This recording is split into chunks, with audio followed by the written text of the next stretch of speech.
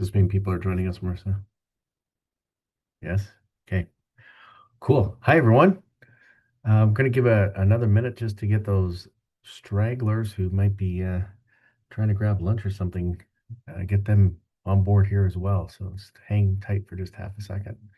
So, and our numbers are climbing just as soon as I said that. That's incredible. So welcome, welcome. Uh, Never know if this is the best time to do these or not. So let us know if it's not. But yeah, see, the numbers are just growing like crazy now. This is good news. Good news because you start at the beginning of these and there's very few people here and you worry, but now we've got a good group here. So uh, let's give it one more minute because I'm watching the participant numbers grow, which is exciting. So give us half a second. And thanks for joining us today. Obviously, this is um, topic that's near and dear to my heart and to us here at ARIA as well. So, well, let's get going if everybody's cool with that. So, thanks for joining us today. The title is today, of course, the leadership test that no one trained you for. And we're really looking to give just some practical insights, some tips, techniques, that sort of thing. I'm going to be your host today. Very exciting. So this is me. I don't know where this picture came from. I look like I'm squinting, like it's the sun's beating in my eyes. But anyway, I'm Terry Gillis, the president and CEO here at ARIA Consulting, and I'm really excited to have you here with us today. So what we're going to focus on today is really some practical guidance, and looking at the things that leaders and managers can control, especially when options feel like they're constrained. I'll get into that in a moment, but we're going to cover off preparation, particularly before an exit occurs inside an organization, and that's what we're talking about today. The thing that we never seem to do a great job on, or oftentimes can miss, is how to prepare you for when that awful situation emerges where you have to exit somebody from the organization or a group of people. We're going to talk about some of the missteps that we've seen. I'm an old guy. I've been doing this now for 26 years, supporting this, and over that time, I can tell you stories that would make your head spin. So we're trying to prevent those stories from reoccurring again. We're also going to talk about how you stabilize the team after an exit occurs, because that's super critical and sometimes just sadly missed. And then, of course, we're also going to talk about what the role of leadership and managers are inside of potentially outplacement, which is where we come in, and that's the experience that I bring to the table. So I don't think it's any mystery today to talk about the world as it exists today is, dare I say, without being offensive, hopefully not being offensive, but gong show. Like, what is going on? The situation economically today is volatile. About a month ago, we woke up to the prospects of the United States getting in a conflict in Iran, and we're seeing the price of oil skyrocketing, which just means the long-term gain or the long-term impact of that's going to be inflation. We've got summer gas coming on, which always is more expensive. So you know, buckle in, it's going to be a bumpy ride, but the impact of this, we believe, and we've seen this movie before. I've been through about four recessions, and I hate to use the R word, and people are saying we're not going to hit a recession, but we're certainly seeing an economic slowdown. Absolutely no question when you're seeing inflation going up. With this volatility, we've got the tariff war going on. We just read yesterday, some of you may have seen that the United States is now suggesting that before they'll even talk about CUSMA, the free trade agreement, that they want concessions before they even start the negotiations. That's just more uncertainty in the marketplace. I don't know how business, especially those that are very dependent on trade, your heads must be spinning. This continued uncertainty means some of our businesses are exceptionally stalled right now. We're seeing slower growth in a lot of industries, and uneven demand. One day the demand is there because the tariffs aren't there. The next day, if you're in aluminum, copper, steel, you know what I'm talking about. One day you're tariff free and the next you're not. Now, the Supreme Court in the United States says tariffs are illegal. So, but are they? Because nothing seems to be moving. It's just, wow. Volatility is the only word that comes to mind. There's significant cost pressures right now, and the relief of a strong rebound just seems nebulous. In previous iterations of economic slowdowns, we have seen, or at least had that glimmer of hope on the horizon, that the light at the end of the tunnel. It just doesn't seem to be there this time. And I think that has to do with some of the politics going on in the United States. I'm afraid no matter where you sit on that political spectrum, it's just very strange. Productivity expectations, though, continue to rise while headcount continues to be constrained. I think we're seeing a lot of that. Bottom line, less tolerance than ever before, certainly in the customers we're talking to. We're not tolerating inefficiency, duplication, overlap. We're lean, mean fighting machines now inside our organizations, and that's the context I think that we're working in. What that means is there's changes afoot for our leaders in tighter conditions. We're looking at people decisions. They're just different. In strong economies, when we have to exit people, they're often framed as opportunities or growth decisions. In constrained economies, like I think we're in now, exits tend to take on more of a personal feel. They take on a almost threat-based feel to them, and they're very, very destabilizing. So, decisions seem to be arriving at our doorsteps rather quickly, rather than uncertainty. And certainly, if you're from an organization that the parent company is not in Canada, but elsewhere, especially the United States, suddenly, here it is on your doorstep with not a whole lot of conversation about it. So we also sensing now that these economic pressures where almost exit seems unavoidable, and oftentimes more frequently, certainly we've seen an uptick in supporting exits. We'll talk about what that looks like later on in the webinar, but there's a lot going on there. And of course, what that means is the folks that remain, they're nervous. They feel like psychological safety is at risk. They're super sensitive to, is this organization stable? Is it fair? What's going on? And then that just leads to trust issues, right? So do we trust the organization to have our backs? So why does it feel different? Well, I think the workforce exits, at least in the near term, are no longer just episodic. They're kind of happening a lot. There's hiring pauses. A lot of you are experiencing that. I'm dealing with several organizations right now where they're doing relatively okay, but hiring freeze, not bringing any more people in.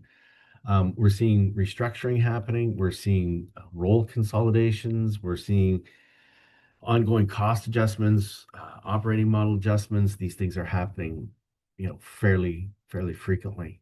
So we love to do polls on these webinars. We'll hope you play along. Marissa, my sidekick producer that keeps all of this engine running, has put the poll up there. We'd love for you just to jump in there. What describes your current situation? Hey, you know what? I've already had to lead some terminations or exits, or I expect to be doing I expect that might be something on my wheelhouse the next 3 to 6 months. I support others, but I don't deliver the message, or I'm here to better understand my roles and risks. And I'm guessing, Marissa, we're kind of limiting them to one option, even though some of those may be, you might be on a couple of those, but pick the one that most describes you. We'd love you to play along, just to get a sense of where people are. So Marissa, I'll let you tell me when it's when we're done. Okay, this is Marissa, everybody. Wave to the crowd, Marissa. Hi. It keeps me sane. Okay, I think we're good on the answers here. I'm just gonna end it and share the results. Okay, let's see. Awesome. Okay, so many of you, almost half of you, have already led terminations and exits. So awesome. So you can relate to this. Nobody has to do it in the next 3 to 6 months. Awesome. Support others, and about 33% are showing up here as I here to better understand my roles and rest. Great. So we got a good cross section. The good news is nobody thinks they have to do it in the next 3 to 6 months. Maybe we're on a rebound. Who knows? But thank you for playing along. We're going to capture that data. Wonderful. Okay. So when the heat is on, our leaders in our organizations are expected to carry out the terminations and not just approve them. Before, leaders would kind of pass it down to managers to do this work, but now they're carrying them out. They're carrying the messages for things oftentimes they didn't shape. So you're kind of handed this, and I suspect this is true for managers as well. we have to do this, but I wasn't involved in the decision, but you have to execute on the decision anyway. They have to manage anxiety, uncertainty, the scrutiny in real time. There's they're expected to protect the organization and lead with humanity. So there's a lot of emotional and ethical weight to this work. This is a caught, if you will. The experience now is that you're being caught between strategy and impact. And the competence here is not leadership skill, or sorry, is leadership skill. It's not an HR issue. Okay, this is where your leadership chops are being tested here. Readiness. Are you ready? Okay. Um, Most failures with exiting people from an organization happens long before the conversation ever gets started, long, long before. Leaders and the readiness of leaders is super critical. Okay. It's not just process readiness, it's emotional readiness. It's understanding that how much emotional regulation is involved in this and how much discipline this requires. It's oftentimes incredibly underestimated. We need to get clarity on what's decided. We need alignment on language, but we really need emotional readiness to be able to sit with the reactions without our own emotions taking over. I mean, we're talking emotional intelligence challenges that are epic here. You know, a lot of missteps we'll get into, but there's some things, if you're not emotionally connected and ready to this, misfire. I'll tell you a quick story. This is several years ago. I'm working with a plant manager, youngest individual, probably late 30s, early 40s, really the first big weighty kind of role this individual had. And it was a I would say big downsizing, but probably about a 5% reduction in force, not insignificant. And as we're sitting in the meeting prior to starting the process of bringing people in for the conversations, he started to cry. And I asked him, what's happening? Can we understand this a little bit more? And he just simply started breaking down, sobbing about how difficult this was and how he wasn't ready to share this news with people. And unfortunately, I had to kind of tell him that go with your emotions, but we also have people that are about to be impacted in the next 15 minutes. Um, he should have been having that reflection a lot sooner than that meeting. Could have potentially derailed the entire meetings. It didn't. Thankfully, we were able to get him composed, and we had a good debrief after the plan was executed. But just really wasn't ready for the amount of emotion that was involved in this, and that's not uncommon. So we need to make sure we're ready for these things. So what we need before anything else is clarity on what is decided versus what is still unknown. We need alignment on language, on boundaries, the things we can and cannot say, and of course, the emotional discipline to be able to sit with discomfort. It's not about empathy training. We really want to this is about containment and steadiness. Leaders really do the damage when they process their feelings in the room, which is why I'm glad we were able to, with that plant manager, have that conversation before they got in the room. But can you imagine if they had lost the composure in the room with somebody who's just received news that they're no longer employed? That would have been just super awful and awkward for everybody. So the real risk of poorly managed exits is, obviously the legal exposure, the litigiousness of the situation. I think most of us can wrap our arms around the fact that, if this doesn't go well, we're getting a letter. We're gonna have to engage our legal counsel. Things are gonna potentially go sideways legally, and they can, and certainly have seen that movie several times. But the other thing that are sort of less obvious, if we don't do these exits properly, the things we never are trained for, the loss of your own credibility inside the organization. You can lose so much credibility with your people if these things go poorly, if they're not executed well. The reputational damage, not just for yourself, but the reputational damage for your organization, your employer brand can take a big, big hit. Trust can be eroded. Good luck trying to rebuild that. It takes a long time to build trust. It takes just one simple, poorly executed task to destroy trust, and it's tragic. Of course, there's also, if it's done poorly, your teams, I hate to use the term, we used to use this a lot, we've moved away from it, but the survivors, horrible term.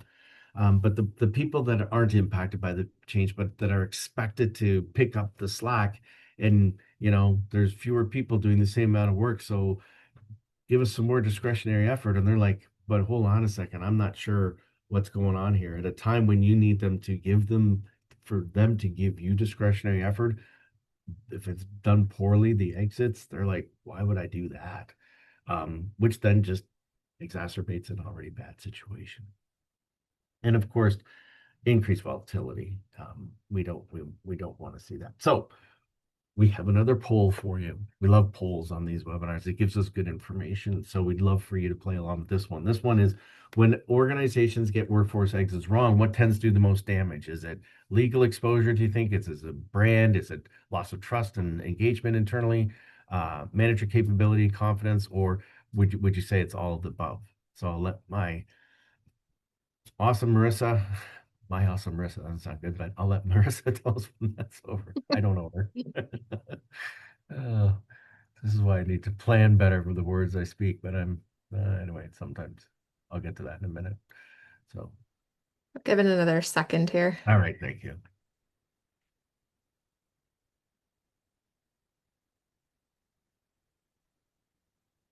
Okay, I'm gonna close it here and share the results. Okay. All right. Yeah, so most of you picked all of the above. So, excellent, and probably true. The legal risk is often the smallest and most, it's the smallest and most visible risk. I'm not trying to downplay it. I'm not saying that it's not important, but that you can wrap your hands around. Like, you can get your head wrapped around that, and if you have good legal counsel, that those sorts of things can be wrestled to the ground pretty readily.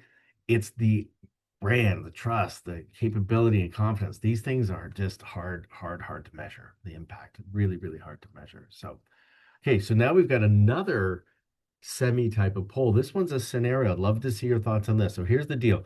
A senior leader asks a manager to deliver termination tomorrow. Okay. The manager receives the decision, but no real guidance on language, no real guidance on the boundaries or likely reactions. Okay. So, what's the highest risk here? Is it the manager becomes emotional or defensive? The manager says too little and appears cold. The manager says too much and creates risk. The departing employee escalates legally. The remaining team loses trust. No right answer here per se. I think there's a better one, but I don't think it's the only one. What are your thoughts on this? If we just sort of leave this to throw it out there, um, what do you think is going to happen? What's the highest risk we have here?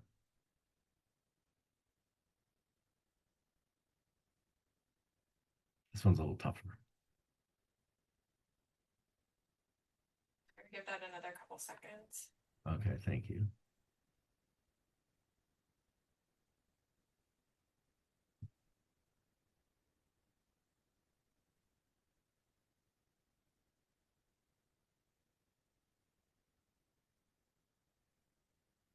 Okay, I'm gonna share the results.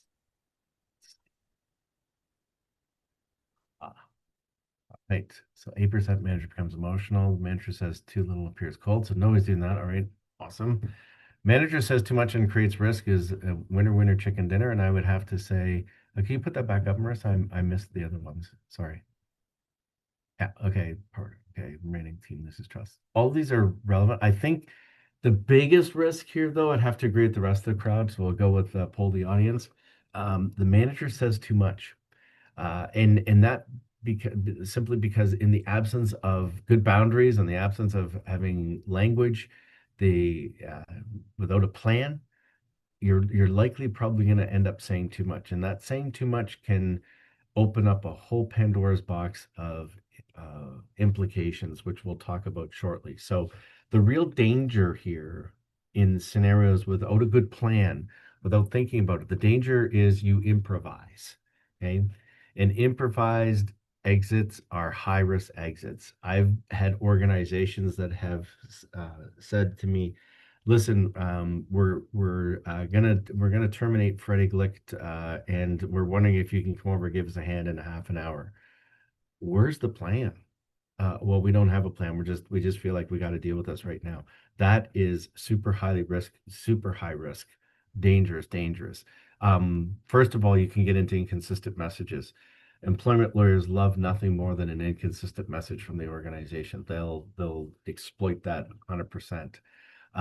You get into over explaining and providing a whole lot of information that just causes the person to reflect on all the things that they can't control anymore, which is history. They can't control that. So we need to get them focused on the future. This decision is made, it's definitive, it's final.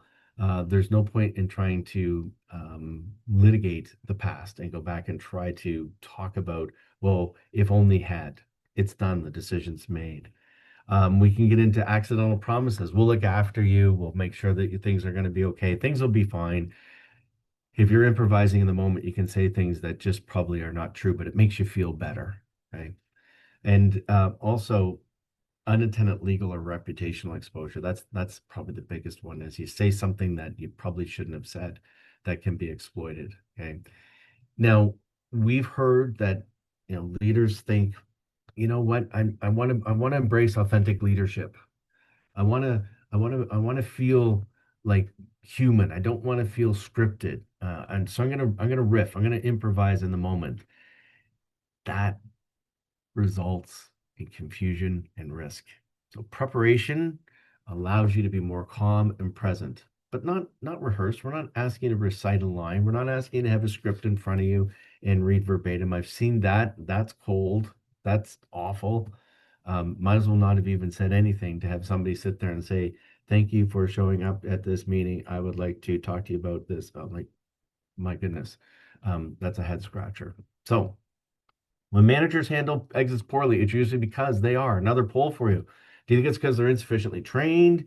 Do you think it's because they're emotionally uncomfortable? Do you think it's because they're trying to be kind without boundaries? Do you think it's lacking clarity from leadership, or is it all of the above?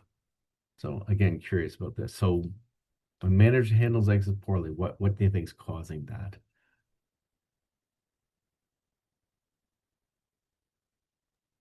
Just waiting for a couple more to trickle in. Yeah, there you go. You were distant. Now you're closer to the microphone, I think. Oh, weird. Yeah, it's good now. Okay. All right. Let's see.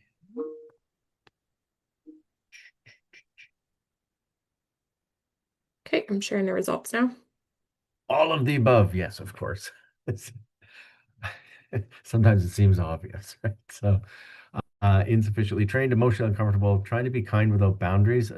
Nobody picked that one, which is good news. But all of these can cascade and create a significant amount of risk. And really trying to talk about here more than anything else is um, reducing risk, right? Our job as consultants to organizations, anybody who's supporting termination inside of an organization, be your HR or anybody else, it's really about trying to mitigate risk for both parties. So you're trying to mitigate risk for the organization, but you're also trying to mitigate the risk of the individual or individuals that have been impacted by the change. And so when we plan poorly, it just means your risk is skyrocketing. So let's talk about this a little bit further. Sorry, wrong way. Um, how to prepare managers to carry the message. Okay, managers are going to want the person who's tasked with providing the message. 99.9% of the time, it should be the person who's impacted or the individuals who are impacted by the change or impacted by the termination. It should be their direct manager who delivers the news. Nothing is more cold. Nothing is more distraught cause more angst for the individual impacted than a complete stranger who they have no idea who they are showing up and providing that message. And by the way, when that happens, not only is the person who's been terminated have a visceral reaction to that, everybody's watching. the people that aren't impacted are watching, they go, why would they send in Freddie Glick? I've seen organizations fly people in from other cities, other countries to provide the message to somebody they've never met before. The only thing I can think of is worse. There was a few years ago, and I did a Terry Talk on this. And if you aren't aware of Terry Talks, please check out our links on our website or check out our YouTube channel on this. Every week I have a 2-minute talk about various topics. This one was somebody who was terminated on a Zoom meeting with a whole bunch of other people. Mother of darkness. Like it just like how insensitive to the individual, and their brand took a beating, not just from the people that were still in the organization, but of course this is one of those situations where it went viral, and the organization just got absolutely pummeled in the marketplace. So the manager, the direct manager, the person who they've been reporting to, who they've been um, getting their work from and whatnot, that should be the person delivering the message. So that's the voice. Secondly, just carry the message. Okay, here we go. Managers will become the voice whether you intended to or not. The leaders in the organizations, those people that maybe fly in and whatnot, give the managers clear messages, define what they can and cannot say, and give them permission to pause rather than to speculate on what might have to be said. So it's very important that our managers are prepared. So we make sure we're equipped to make sure that we give them permission to pause rather than to speculate. So that's super important. So a simple manager brief that works. Every manager should receive the decision summary. Why is this decision being made? What's the impetus behind it? The core message, the language that is going to be said. What is the core message? Language that we need to avoid in this context. Escalation. What happens if things start to get tough? What are our escalation paths that we can leverage in this scenario? We need to be aware of that going forward. The exit conversation itself, keep it short and to the point. The KISS principle here holds.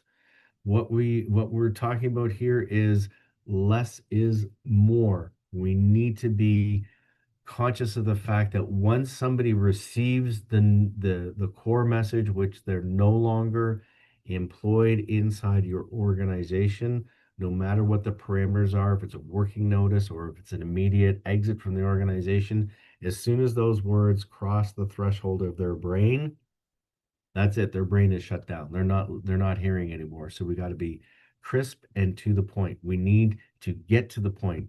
That means we have to be clear in the message and we don't dance around. Well, it's a really nice day. How was your weekend? I hope things are going well. Well, we need to meet with you about some things, and you've been doing a really nice job. And there's some things that have been going on here at the organization, and you're just filling in noise because you're super nervous and uncomfortable. That's not clarity. That's not calm. What we mean by containment is keep it short and sweet. Keep the message very, very tightly contained. And simply put, your employment is terminated either effectively, immediately, or whatever the parameters are. Calm, clear, concise, contained, super critical. Okay, so get to the point, keep things calm, clear, and cohesive. Okay, another scenario for you. Okay. An employee responds to the termination message by saying, well, this, hold on a second. This doesn't make any sense. I've always performed well. Why? Why is this happening to me? What is going on? What's the most effective response in this moment? Is it you explain the business rationale in more detail? You reassure them it was not performance related. You acknowledge the reaction and restate the decision. You pause the meeting and reschedule for another time. You ask them what they believe went wrong. So, love to see your point of view on this one.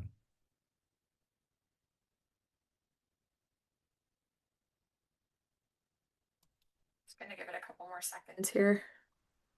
Sure.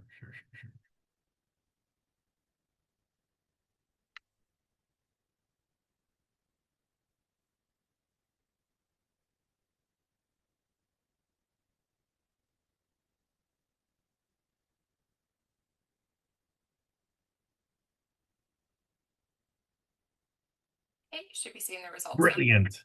Awesome. All right. For those who voted, 100%. Absolutely. Acknowledge and validate. Acknowledge the reaction, restate the decision. Absolutely perfect. Okay. Bit of a trick question there. Everybody nailed that one. Awesome. Okay. Acknowledge the reaction and restate the decision. 100%. Okay. So there are three non-negotiables in every exit conversation. Every effective meeting includes the following things: the decision is clear and final. This is not something that is uncertain. We're not sort of, well, we might do this in a week or so. It is clear, it is final. Okay. The message is respectful and dignified, and the conversation is contained. We're not scripting them, okay, but we want to make sure that we don't get into territory that can derail the conversation. We need to keep it contained. So every effective meeting, decisions clear and final. We need to be respectful.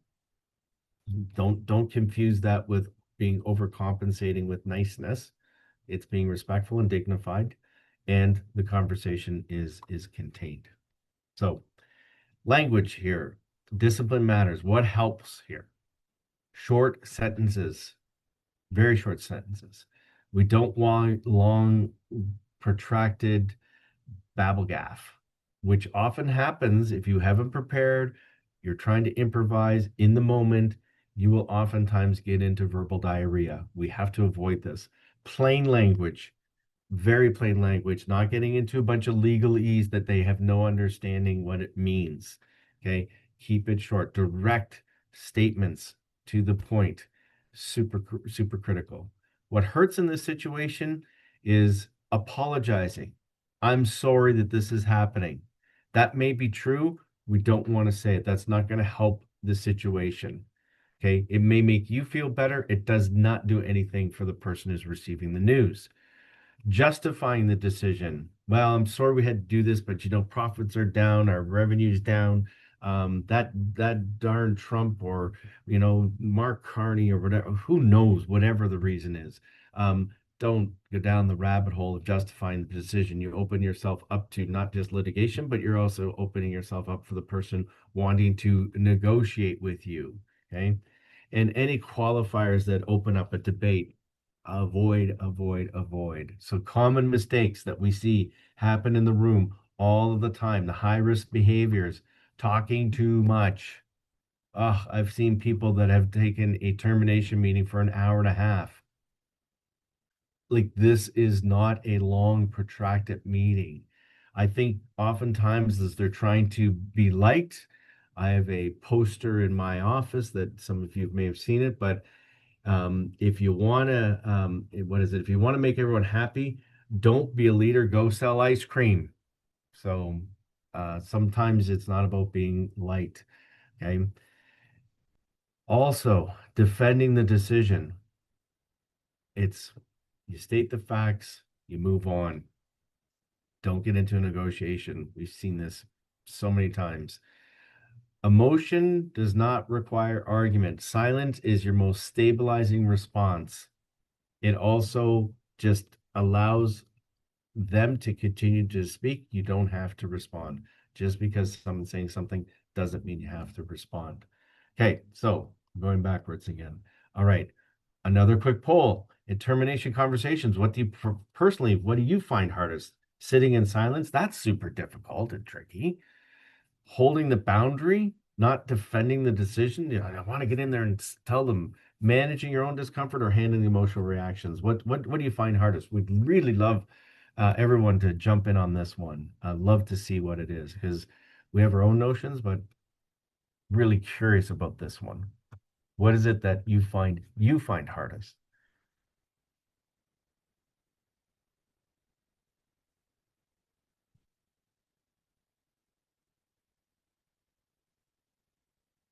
How we doing, Marissa?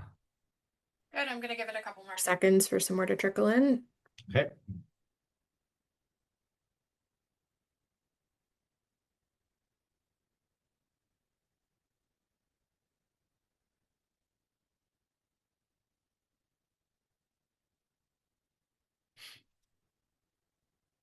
Yeah. You should see the Okay. results now. All right. Oh, good cross tracks in here. So Sitting in silence. Silence is so hard, isn't it? Oh, it's just they say silence is deadly.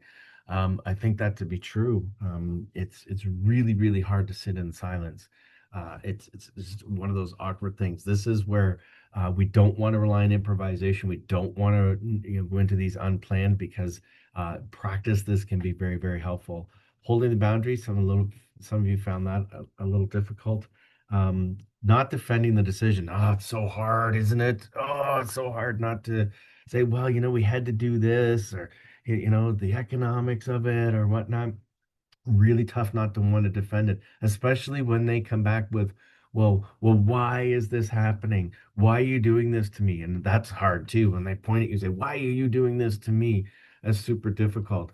Um, our response to that, by the way, our advice is anytime you are having difficulty with somebody who's being somewhat maybe borderline aggressive or just very much perhaps the other side of the coin is just very concerned, is now is not the time to talk about that. Now is not the time to talk about this. Okay. Your own discomfort, of course, that's super difficult is in trying to prepare, and what you would find hardest in emotional reactions. Emotional reactions are super, super tough. I've been involved in termination meetings. Probably the most difficult one I had was a 60-year-old gentleman who cried. I kid you not, not continuous, but moments over the course of 2 hours of crying, because he was 68. He was near broke. He needed to continue to work. He saw himself as, past traditional retirement age and how he was ever going to get another job and live. It was absolutely gut wrenching to watch this man go through that. But we got through it. But still really hard to, it drains you to have to address that level of emotion. Okay. The role here is not to be comfortable, unfortunately, but we have to be disciplined in the moment when we're dealing with this. That doesn't mean we're devoid of humanity. It just means we can't get into the sort of things that make us feel good because they may not make the person feel good. This is all about the individuals received the news. It's not about us who may be delivering the news as much as it may be discomfort for us. We have to keep in mind it's about them. Okay.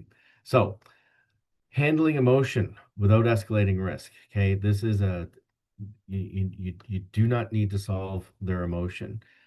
You do not you do need to hold the boundary though. You have to hold on to that. So the guidance is acknowledge feelings briefly. This is tough. I'm sensing that this is very difficult for you. It's just an acknowledgement. You're not judging it. You're not saying that's too good, that's too bad. You're acknowledging that information. And just get away from justifications and debates. And sometimes people will try to bait you into this. Don't take the bait. Pause, use that silence as your tool to help you make sure that you stay in your boundaries, stay contained, that you don't skate outside the guardrails and create undue risk for you and your organization. What else? Well, after the exit is also super important. Okay. Remember that once the exit's taken place, and hopefully it's gone well enough that the person has exit without being disruptive, well enough that it isn't a huge emotional debacle that takes place inside the organization, that it's done in a way that the person who is exiting or individuals who are exiting do so in a dignified way. But after the exit, remember, all the people that are still there, they are watching. That audience, okay, the remaining employees, your peer leaders, your external stakeholders, okay, these folks are watching to see what's happening inside the organization. So, another scenario, two employees approach a manager after termination and they say, should we be worried? Are there more changes coming? Okay, what works best?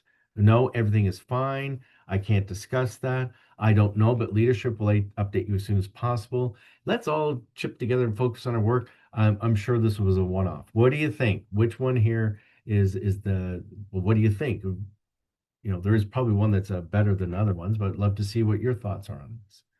So let us know. Just got some more responses trickling in, so I'm just gonna give it a minute. Okay. Wonderful. Thank you.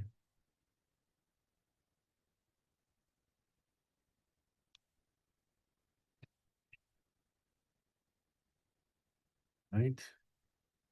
Oh, this is such a smart group. 62%. I don't know, but leadership ID as soon as possible. This is probably the best answer here. I can't discuss that. It's not bad. It seems a little bit cold.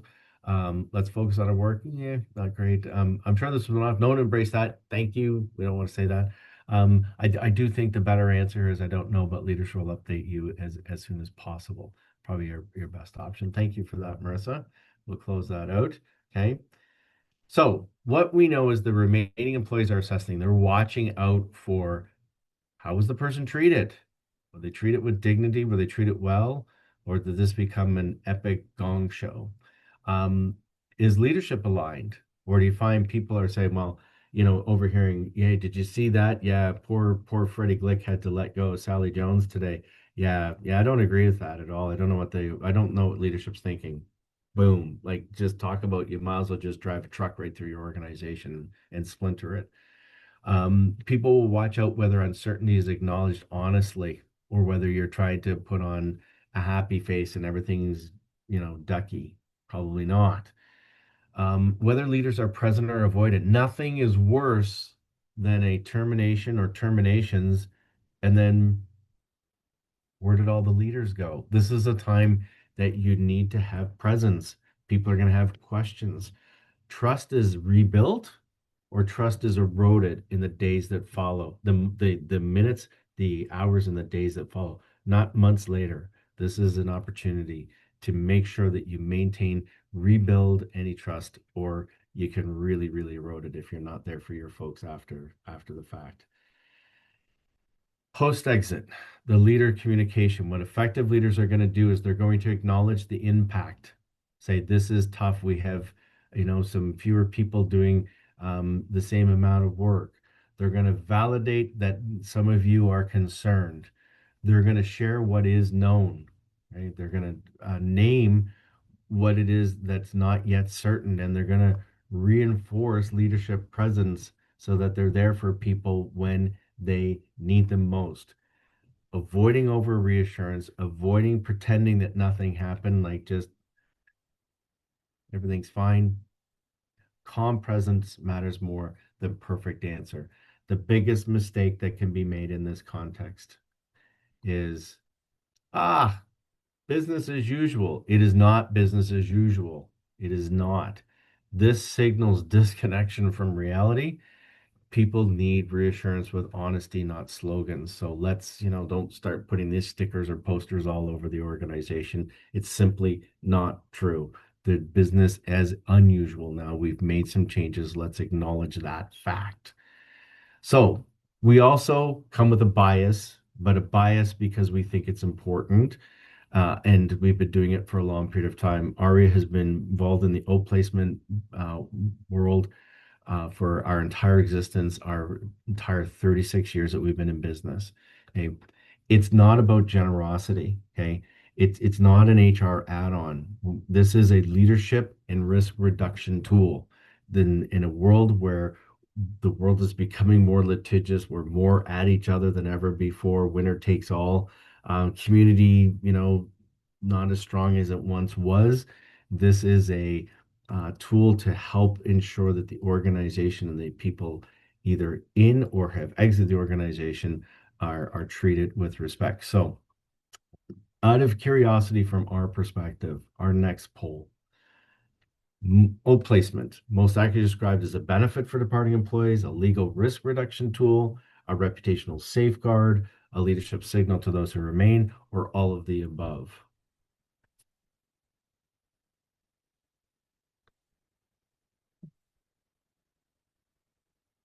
It's gonna give it another minute.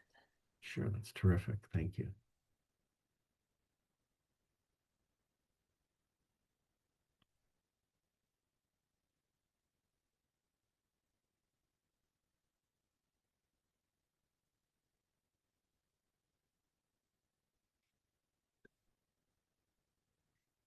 Yes, everybody. It is a legal reduction tool, yes, but it's also all of those things as well. It's a benefit for sure, reduces your legal exposure for sure. Reputational safeguard, a leadership signal to those that remain that no matter how bad things get here, we will treat you as well as we possibly can. It's about leadership credibility. It's about safeguarding the organization. So what it protects reduces anger and volatility. When usually the process is manager and HR bring the individual into the room, manager delivers the news, HR goes through the contents of the severance package. That should be done pretty quickly because once they hear the news, they're not listening anymore. A good career transition or placement consultant will then enter the room to help the individual with things like addressing the immediate news, how I'm going to take this news home to my family, how they're going to protect their reputation. They don't do something silly in the moment, like blast their resume all over the place in the next hour, which just takes away from their brand position in the marketplace. How they're going to exit the organization in a dignified manner. How they're going to retrieve their material from their workspaces in a way so they're not exposed. There's nothing worse, in my opinion, than somebody going back to their workspace after they've been delivered the news and everybody's, what just happened? Oh my goodness, what's going on? It feels horrible for the person. It's like it puts a spotlight on them at a time they don't. So our job as good old placement career transitions consultants is to ensure they're safe to get home.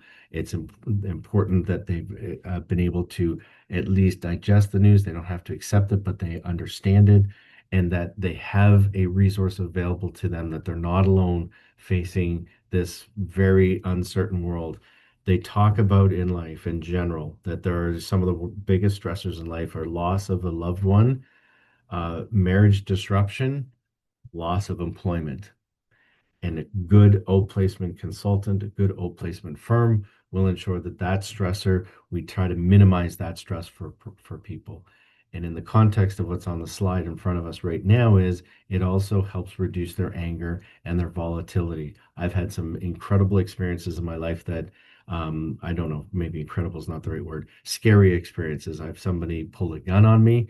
Turned out not to be real, but I did not know that at the time. I had somebody punch a wall next to where I was sitting. And luckily, they did that with me and not with the organization, because that can really impact how their severance plays out. So, outplacement really helps contain that for you. Um, Support identity and confidence stabilization is at core for the individual. We're able to help them with that. We're able to limit any spillover anxiety into teams. So one of the things we talk about is when I meet with somebody, our team meets with somebody, is we talk about when people call you and they will, or they'll text you and they will, that how you respond to that in the moment. You don't say, oh, I always thought that manager's out to get me, that expletive, expletive, expletive. So we try to limit that. And it protects the employer's reputation as well. We're able to contain a lot of that anger. The signal that it sends internally inside your organizations, employees that know about this will infer that, okay, no matter how difficult the economy may get or how bad things may get economically or for the organization, it's safe. I'm going to be taken care of, that we're not disposable. We also see that our leaders act with integrity under pressure, that we're not going to just get thrown to the wolves. What leaders often will miss, this isn't about being nice. It's about being disciplined. It's about foresight. It's about taking the responsibility. It's about dignity. It's about firmness, not just the outplacement piece, but the entire context of how to deal with exits and terminations. So the standard has changed. Today's reality is that exits are recurring. This is happening more and more frequently. Our scrutiny is much, much greater than it ever has been before. The human impact, especially in tough economic conditions, is amplified more than ever. And we need to be mindful of that. So some of the key takeaways for you, just trying to shoehorn this in so we have a little bit of time for a chat at the end here. Um, Lead exits well. Prepare, prepare. When you're done preparing, prepare more. Speak plainly. Hold the boundaries on what you're talking about. Treat people with dignity, and um, lead what happens after the fact. Make sure that you don't miss out on that. Okay, super, super critical. So after today, what are you going to do differently? Are you going to spend more time preparing, be more disciplined, lead post-exit communication more deliberately, reconsider how we use outplacement, or all of the above? Let's just get your last comments on that, and we'll jump into chat real quick here. I'm going to open up the chat box. I see there's one person already had something in the chat. Yeah, we'll talk about that one. Just waiting for a couple more responses here, and then I can share the results. Yeah.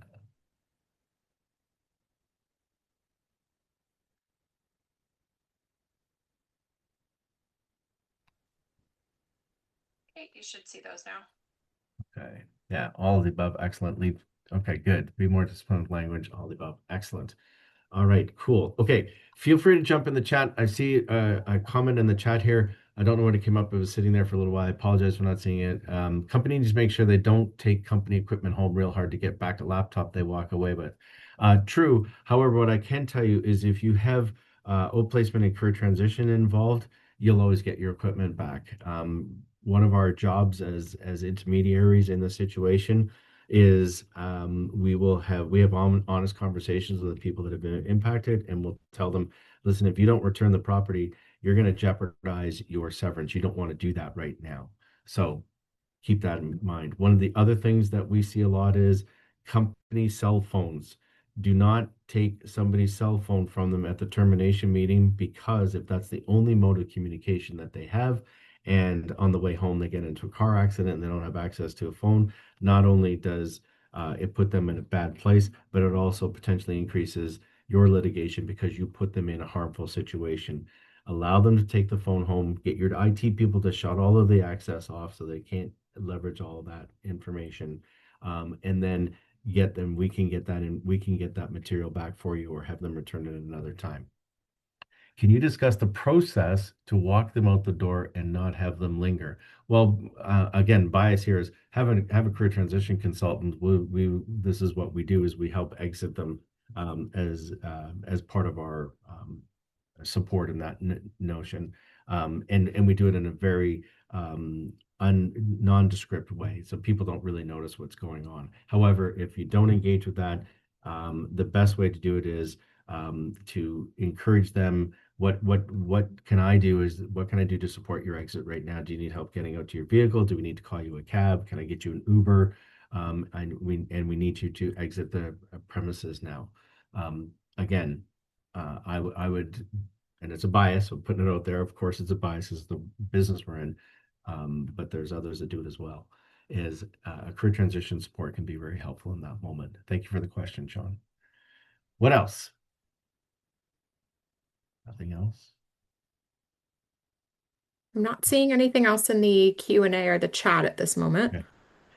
So what will happen after today is you'll get a copy of the video. I don't know, Marissa will be able to cut out that piece where we were installed on the slide. Super embarrassing. I don't know what happened there, but technology has a way of playing tricks on you when you least expect it.